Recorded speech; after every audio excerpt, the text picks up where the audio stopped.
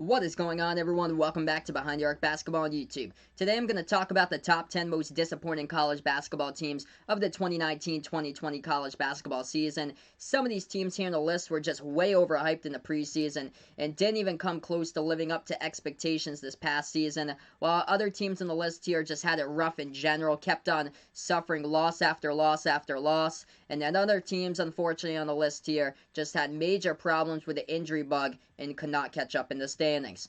Today, I'm going to present the top 10 most disappointing college basketball teams from this past season. The list here will be, in my opinion, from the least disappointing team at number 10 to the most disappointing one at number 1. We'll start off at number 10 with a two-way tie. Both of these teams were just rough seasons in general.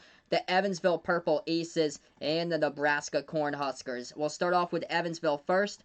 They had a record of 9-23 overall, winless at 0-18 in the Missouri Valley Conference. As this past college basketball season featured plenty of upsets, the biggest one was 7 days into the season when Evansville won against number 1 ranked Kentucky 67-64 at Rupp Arena. 2 weeks later, Stephen F. Austin followed it up as the Lumberjacks knocked off the number 1 team, the Duke Blue Devils, 85-83 in a game-winning layup in overtime at Cameron Indoor. Yet both of these teams throughout the season went a complete 180 from each other, as Stephen F. Austin ended the season on a high note. 28-3 was their record, and Evansville crumbled, went in the opposite direction. After a 3-0 start, they finished off the season at 9-23 and winless in conference play. Evansville, many thought, could be a bracket buster 3 games into the year with a 3-0 record and be a Cinderella team come March, but unfortunately, it was until the losses started to pile up. Evansville, after that, lost 3 straight games in a row. They had a record of 3-3 with losses to SMU, a blowout loss against East Carolina, and then a loss to George Washington. The Purple Aces then got back on the right track, winning the next 5 straight games to go 8-3, and then they found their last victory on December 21st. That's when Evansville won their final game of the season. It happened in overtime by a 2-point victory over Murray State. What would soon follow after that would just be tragic for Evansville throughout the rest of the season, devastating there with 19 straight losses.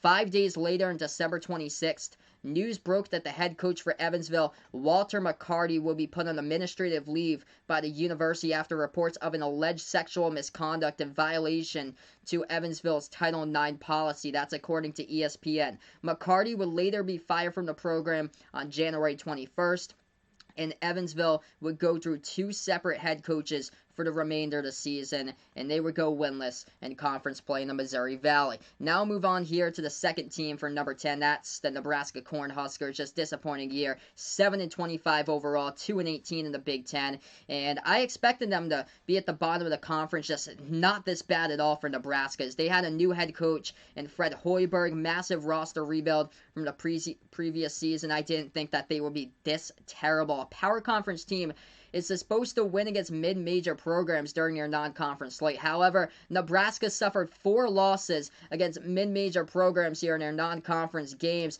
3 of those losses came at home. Their first one in their season opener, they lost by 19 points against UC Riverside. Nebraska also had losses against Southern Utah, George Mason, and North Dakota. Once they got into conference play, the Cornhuskers ended up losing 17 straight games in a row to close out the year. Just an unfortunate season, which their number 2 and number 3 leading scorers in the team, Deshaun Burke and Cam Mack, both ended up receiving suspensions from the team as well. Cam Mack was not only suspended once, but twice during the season. The first suspension was a violation of team rules. The second one for Cam Mack was a suspension for leaving the scene of a 2-car accident and negligent driving by Cam Mack. Now, this past season was so bad for Nebraska that they had to end up adding 2 players from their football team over to their roster for the first round of the Big Ten tournament against Indiana because they were shorthanded on their roster. And this is just basically Nebraska's season in a nutshell. During their final game, first round matchup of the Big Ten tournament,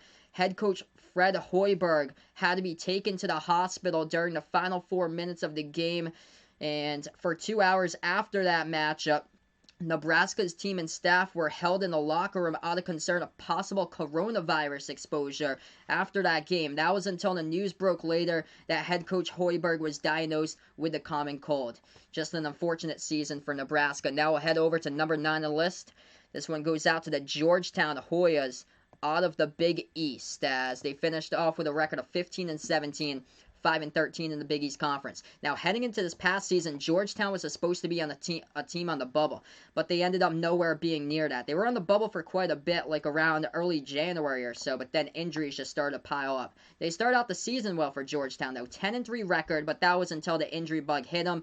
Leading scorer Mac McClung was on the verge of having a breakout sophomore season. He averaged over 15 points per game, but that was before a foot injury derailed his season in late January. 7-foot center and number 2 scorer on the team and leading rebounder Omer Yurtseven ended up missing 7 games down the stretch with an ankle injury in the 2019 Big East Freshman of the Year. And number 3 scorer on the team, James Akinjo, he only played 7 games before announcing that he would transfer over and enter the transfer portal. So injuries and just roster losses, it just dragged down this Hoyas team mightily throughout this past season as they lost their final 7 games to end out Big East play. Now we'll move on to number 8 on the list, as this one goes out to the Iowa State Cyclones. Disappointing team from this past season, only with 12 wins and 20 losses, 5-13 record in the Big 12. The Cyclones went from winning the Big 12 tournament in 2019 to second to last in front of Kansas State in 2020 in the conference. Heading into this past season, Iowa State was not expected to be a front runner in the Big 12, but I didn't think that they would be this bad and lose 20 games. In the offseason, the Cyclones had lost Mariel Shayok and Talon Horton-Tucker to the NBA. Iowa State ended up losing the last 6 of 7 games to close out the season. They had a projected first-round NBA draft pick on their roster with Tyrese Halliburton. He averaged over 15 points per game, but unfortunately, his season was ended early due to a fractured wrist in early February, and he had to miss the remainder of the season. Also, the worst loss of the year or of the season came on New Year's Eve, right before the New Year. It was at home against the Florida A&M Rattlers, as Iowa State lost that game 70-68, and Florida A&M entering that matchup only had a record of 1-9. Now move on to number 7 on the list here, disappointing teams from the season. It goes out to the New Mexico Lobos, as their record isn't as bad as indicated, 19-14, but 7-11 in the Mountain West Conference. Now, all was well for New Mexico during the first half of the season. Great first half of the year as they started out with a 15-3 record. They had a chance to compete at the top of the Mountain West Conference with San Diego State and Utah State. Their best win was against Wisconsin by 9 points, as the Badgers ended up winning the Big Ten title. But hours after New Mexico's win against Air Force, when it happened on January 11th, that's when New Mexico at the time had a record of 15-3. Senior Carlton Bragg Jr., who at the time their center for the team, was averaging a double-double of over 12 points per game and just over 10 rebounds per game. Bragg was removed from the team after being arrested for driving while intoxicated and possession over under 1 ounce of marijuana there for Carlton Bragg Jr. Bragg's arrest came 9 days after he was reinstated from the team following a 3-game suspension, where university officials investigated sexual misconduct allegations against him by another student. With Bragg in the lineup, New Mexico looked really good, as they had a record of 13-2, but without them, they suffered big time, lacking size without him, and they only had a record of 6-12 without their 6'10" senior center. Now we'll go to number 6 here on the list for disappointing teams from this past season. This one goes out to the Georgia Bulldogs. They finished off this past year with a record of 16-16 at 500 overall and 5-13 in SEC play. Now heading into this past season, Georgia brought in the number 5 ranked recruiting class according to ESPN. The Bulldogs recruitment class was headlined by 5-star recruit, possible number 1 NBA draft pick for 2020 and Anthony Edwards, who the Bulldogs also had on their roster three other recruits that were 4-star recruits alongside 5-star Edwards, but the 4-star recruits on the roster as freshmen just did not pan out to have much of an impact in the season. Ultimately, Edwards carried the team throughout the year as he averaged just over 19 points per game. Georgia showed promise early with a record of 10-3.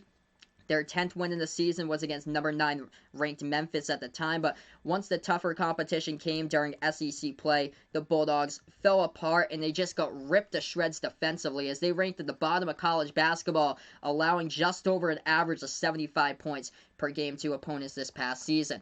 And now we'll move on here to number 5 on the list for disappointing teams. This one, as we move over to the A-10, would happen to be the Davidson Wildcats. finished with a record of 16-14, 10-8 in conference play from this past season. Davidson was projected alongside VCU to be a front runner to win the A-10 entering the season. The Wildcats were supposed to be at the top of the conference as they retained their top 4 scorers from the season before. They had guards Kellen Grady and John Axel Goodmanson. These two players were coming off a spectacular campaign during the 2018-19 season. Grady averaged over 17 points per game, while Axel Goodmanson averaged just under 17. However, this Davidson team, though, that finished at 24-10 the year prior, only managed to go 16-14 this past season. Davidson struggled to find any sort of consistency throughout the year. They were great on their home court, going with a record of 11-1 at home, but struggled on the road, only going 4-9. Some of Davidson's wins alone would just make you think that this team should have been much better than what their record had indicated here. During the month of February alone, Davidson picked up wins by this amount to these opponents.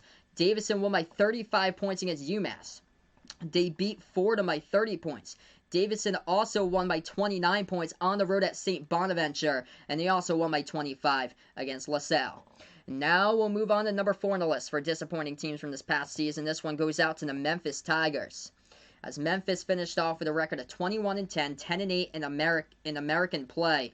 And the Tigers were supposed to just have a solid top 15 consistency with the rankings throughout the season, as they had the number 1 recruitment class heading into this past year. Headlined with a number 1 recruit, 7-foot center James Wiseman. But controversy, here we come, is just before the second game of the season tipped off against Illinois Chicago, the NCAA ruled that James Wiseman would be ineligible due to head coach Penny Hardaway being a booster to provide $11,500 in moving expenses to Wiseman's family before Hardaway was a head coach at Memphis. But even with the ruling of the NCAA, James Wiseman, he still played in that game that night against Illinois Chicago, and also in the third game of the season against Oregon. But that's all that Wiseman would get. 3 games, and that would be it for his college career, as he would receive 12-game suspension for those violations of his mother accepting the $11,500 and also playing in games that he was supposed to be ineligible. Now, in December 2019, James Wiseman had announced that he would be leaving Memphis to prepare for the 2020 NBA draft. Just this season alone was just a mess for Memphis. Everything was going well, though, record-wise for Memphis. They started out with a 14-3 record, looking like they were going to be in the NCAA tournament, but that was until a 40-point loss against Tulsa, and then other bad losses down the stretch against South Florida, SMU, and UConn. Now, if the NCAA tournament had happened in 2020, Memphis would have needed to win their conference tournament to get into the bracket. Now, a team with so much potential, the number 1 recruit from 2019 and the number 1 ranked recruiting class, it was just an unfortunate season here, as the Memphis Tigers were found just around the bubble when the season was called off.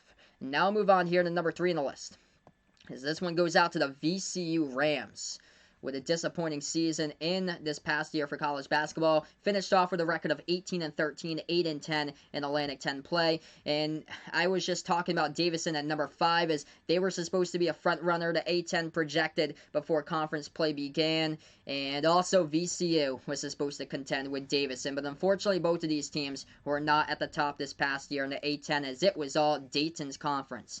VCU entered the 2019 preseason poll ranked at number 25. The Rams started off the season solid. They had a 16-5 record. Everything was going well, looking to be a part of the March Madness tournament once again. But the final 35 days of basketball for VCU, it just went down as a major disappointment. The Rams, during their last 10 games, they had a record of 2-8 down the stretch. At the end of February, things got even worse there for VCU. Their number 2 scorer and senior on the team, Durante Jenkins, he announced that he would be stepping down from the program due to a personal health matter. It was just a big shock and a big loss for the VCU Rams during the final weeks of the season. Now we'll move on to number 2 on the list for disappointment for this past year for college basketball. This one goes to the Washington Huskies. They finished off with a record of 15-17, losing record overall, and 5-13 in the Pac-12. Heading into this past season, the Huskies brought in the number 6 ranked recruiting class, according to ESPN. The recruits were led by these 2 5-star players heading in as freshmen, Isaiah Stewart and Jaden McDaniels. Washington had lost 2 players to the NBA in 2019, with the 2019 Defensive Player of the Year, Matisse Thybulle, also their leading scorer, and Jalen Noel. The Huskies also lost 3 more additional seniors in the offseason for 2019 to bring the total to 5 players lost that had to be replaced. It seemed like it would be impossible for head coach Mike Hopkins to do that, but with the incoming talent of Isaiah Stewart and Jaden McDaniels, then it seemed possible, as Mike Hopkins could have had his 3rd straight season with 20-plus wins at Washington, but instead, he ended up with his first losing season as a head coach for the Huskies. All was well, though, during the start of the year for Washington, as they had a victory over Baylor in their first game of the year, as Baylor was ranked in. At the end of the year, they were looking like possibly a number 1 seed. And Washington then, they had a great start to the year. 10-2 record with only 2 losses against Gonzaga and Tennessee. But once Pac-12 play began for the conference, things just started to fall apart for the Huskies as they struggled to win games. Washington lost 9 straight games during the midway point of conference play. And just the team with just so much hype and talent surrounding this team, they just could not find it together throughout the course of the season, as Washington got swept by in-state rival Washington State twice, and they finished dead last in the conference. And that means that one team remains here. The biggest disappointment from this past season for college basketball goes out to the North Carolina Tar Heels at number 1. They had a record of 14 wins and 19 losses, went 6-14 in the ACC. No team had it rougher here than the Tar Heels from this past season. After 9 straight NCAA tournament appearances in his first losing season they got since the 01-02 season, nothing went right at all this past year for UNC. The Tar Heels were supposed to be solid. They brought in their 5-star recruit point guard in Cole Anthony. However, though, Anthony ended up missing 11 games with a knee injury. North Carolina was ranked at number 9 to start in the preseason poll. They started out well. They had a 6-1 record to start out the season, and then problems happened. They suffered a devastating 25-point loss at home against Ohio State, which would be the start to a season to forget for Tar Heels fans. What's even more heartbreaking here for UNC is that this team had lost 6 games by 3 points or less, and 3 of those losses came in overtime, and even a bigger heartbreaker was the overtime loss of the buzzer against Duke. After losing their first game in 2020 against Georgia Tech, head coach Roy Williams had called his team, quote, the least gifted team that he has ever coached in the time that he's been back here, close quote by Williams. A week later, on January 11th, UNC fell at home to Clemson, marking Clemson's first win in Chapel Hill in its 60th try. Just how frustrating was this past season for North Carolina? The Tar Heels went on separate losing streaks to this. 4 straight losses, 5 straight losses, and then 7 straight losses. So that's a wrap here to this video, the top 10 most disappointing college basketball teams from the 2019-2020 college basketball season. Don't forget to like, share, comment, and subscribe to my channel. Also, let me know in the comment section below if you have any other disappointing teams that I may have missed here on the list. Thanks so much for watching, everyone, as this is Behind the Arc Basketball on YouTube.